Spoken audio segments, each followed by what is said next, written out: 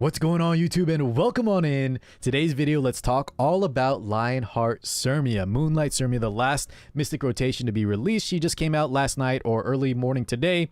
And of course, on stream we pulled, we summoned her, we built her up very fast.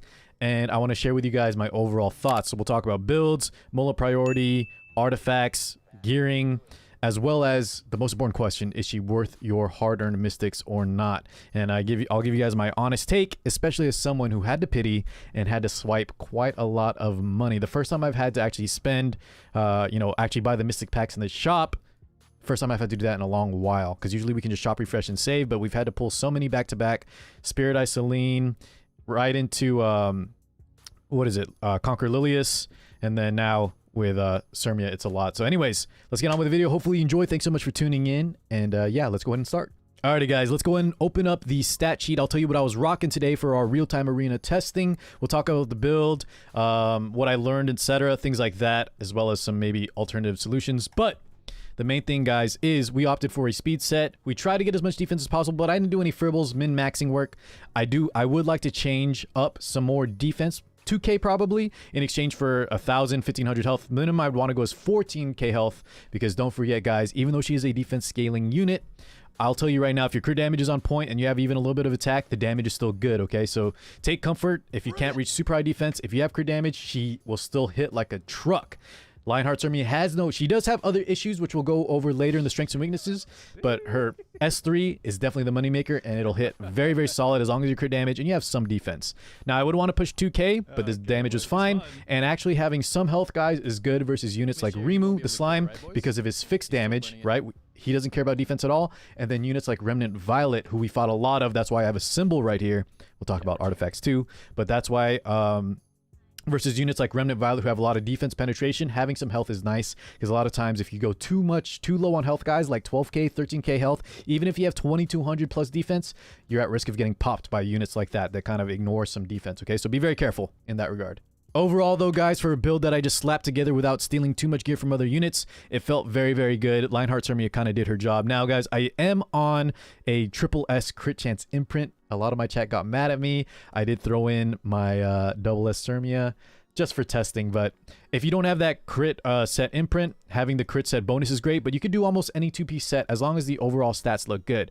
Don't force a set if the substats are bad, guys. Just go for overall stats, but if you can get crit set, I think that's very nice, because most of y'all will be lacking some crit chance on her build. She has a lot of effect resist base and awakenings and things like that, so make up the crit there. But if you have a broken set, if you have immunity set, if you have penetration set, almost anything could work if you're on the speed build, okay? Go for overall stats. Now, there is an alternative build that I want to talk with y'all about, but we'll get to that a little bit later in the video, as well as alternative artifacts. So all in all, guys, this thrown together speed set worked just fine. She did her role really well. The damage felt insane.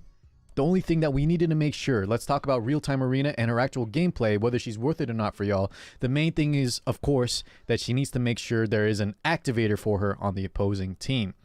We need a unit on the opposite team that has an extra attack, counter attack, or dual attack. Now, luckily for us, in this kind of meta, there are so many units like that. Just to name a few: Rimu, Bellion, Rem, both Green Violet, Remnant Violet, Bellion, Seaside Bellona, the Sky, guys, anyone just on a counter set, right? Anyone running a random counter set, there's a lot of them out there we can activate. Now, the thing is, though, we want to make sure in the draft phase that we have one on the opposing field guaranteed. We don't want to be relying on the fact that this unit may or may not be counter. We want to fight against units that can guarantee proc, like Politis, Rimu, Green Violet, things like that we can get an early activation on, is where Lionheart Cermia will really shine.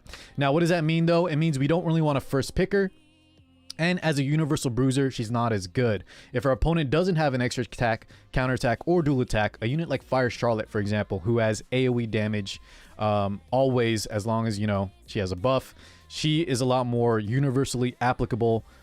We don't need an opposing unit. On the other hand, units like Apocalypse Ravi, or let's say on a supportive or night field, Fallen Cecilia and ML Koware, Conquer Lilius, those units can be first picked very easily, and they don't need any other sort of requirement. They just do their job no matter what. Lionheart Cermia is not like that. We can't first pick her. We need to make sure, ultimately, that there is a situation where our opponent has an extra attack, counter attack, or dual attack. And ultimately, I think even though there are a lot of activators, that would be the main reason you may want to skip her. If you want to save for someone more universal, like those units I kind of mentioned, then maybe just save your mystics unless you really love Lionheart Cermia. But I do think she's a very solid unit overall. She's just not a must-have, okay? So that's kind of my final call on it, guys. We're going to keep talking. I'll tell you about other builds, and we'll talk more in depth on her skills and gear.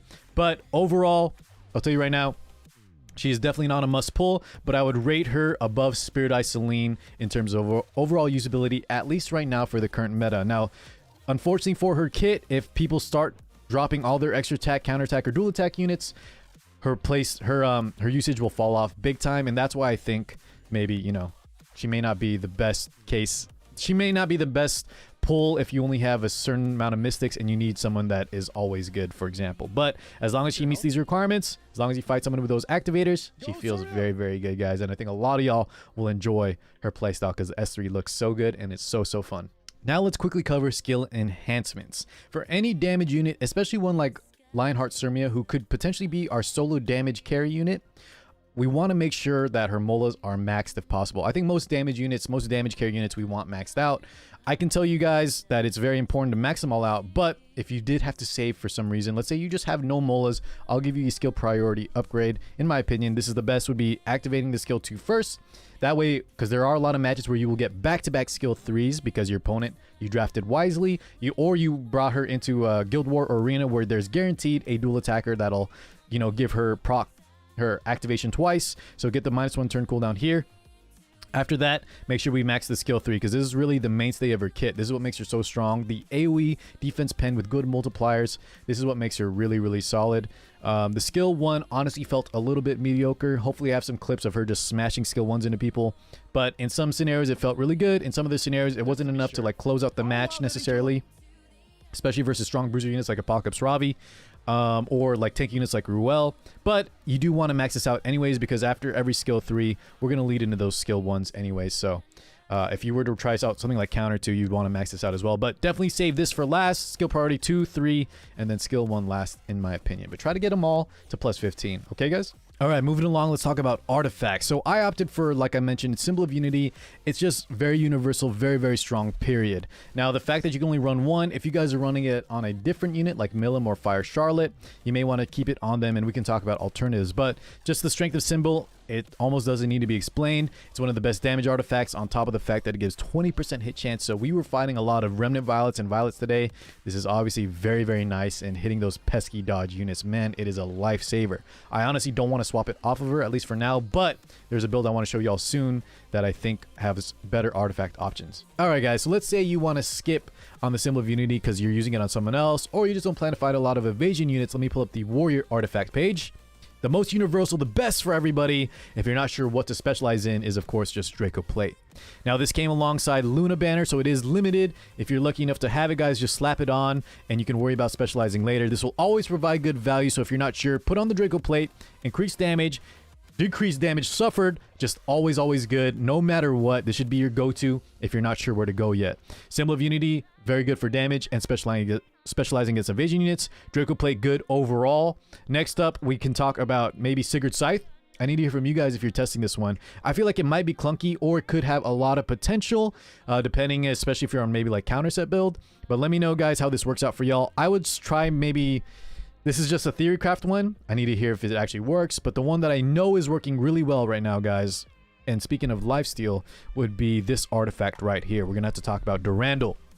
Now, bonus points, guys. Durandal is on the current first week rotation. It's actually a very strong rotation, or summon Mystic Banner, because it comes with Lionheart Cermia. Also, Durandal and Senya, which are all very good artifacts. Now, Durandal, if you want to run a build like this, which I'm about to show you guys right now, this is one that was sent in, I believe, by Apex, who you might have caught his review. We even fought other viewers on stream today that were running Lifesteal plus Durandal builds, so I think it's very solid. I want to try it out tomorrow. But take a look at this build real fast, guys. Besides having an obscene amount of defense compared to mine, what is the main difference? It's obviously the speed. Since I'm on speed set, we are 40 speed higher. Because, of course, you have to sacrifice the Lifesteal bonus for the speed set bonus. But you make up for that speed with Durandal. As I can show you guys here, the combat readiness push... as long as they're 75% or less, you get a big combat readiness push. There's only at plus 15, and like I said, it is currently on her Mystic Banner, so a lot of y'all will end up picking this up. This is a build I really want to try, and I think this might even be better for sustain. The sacrifice, of course, is speed. We make up that with Durandal. Will be less good versus evasion units like Remnant Violet and Violet, but I do want to try this out, and I think this might be better if we want to run a even longer game. Let's say we can't close it out in the first skill 3 or even the second skill 3.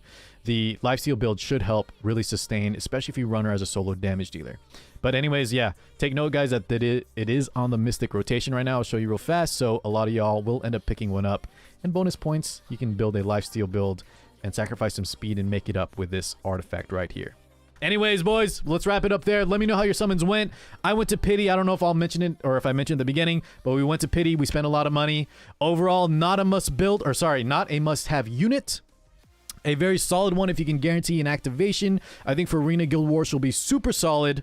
For RTA, as long as you can run those activators, fight her against counter, extra attack, or dual attack units, she's going to feel super good, and that is kind of the meta. There's so much of that right now. She'll always feel solid, but if you want to wait and save for a more universal unit that doesn't need a requirement to proc or to pop off, you could go ahead and wait for a unit like that, okay? Overall, that's my thoughts, guys. Good luck on your summons. Please talk to me. Let me know how everything goes, and thank you so much for watching. I'll catch y'all in the next one. Peace out, y'all.